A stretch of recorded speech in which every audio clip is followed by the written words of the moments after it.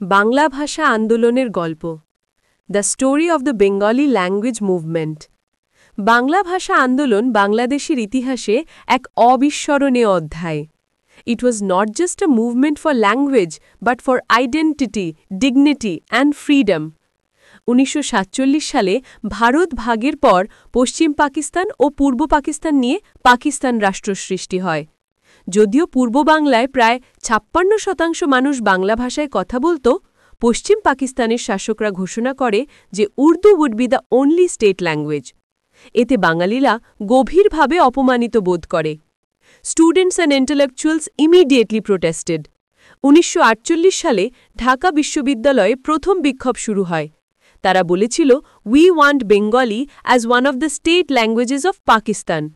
কিন্তু সরকার তখন কঠোর অবস্থান নেয় এবং আন্দোলনকারীদের দমন করতে চেষ্টা করে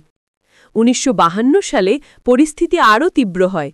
২১ ফেব্রুয়ারি সরকার সেকশন ১৪৪ জারি করে যাতে কোনো মিছিল বা জমায়েত করা নিষিদ্ধ ছিল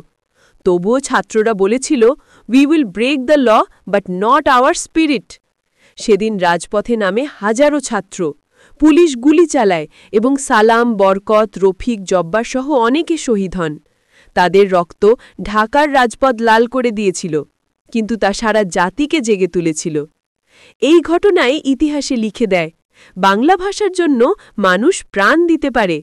the movement spread across the country and force the government to accept Bengali as one of the state languages in ১৯৫৬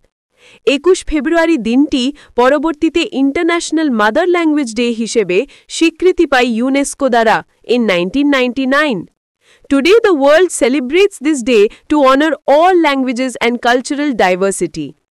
Bangla ভাষা আন্দোলন আমাদের শিখিয়েছে ভাষা মানে শুধু যোগাযোগ নয় এটি আত্মপরিচয় সম্মান ও অস্তিত্বের প্রতীক The sacrifice of 1952 will forever remain a shining light in the heart of every Bengali.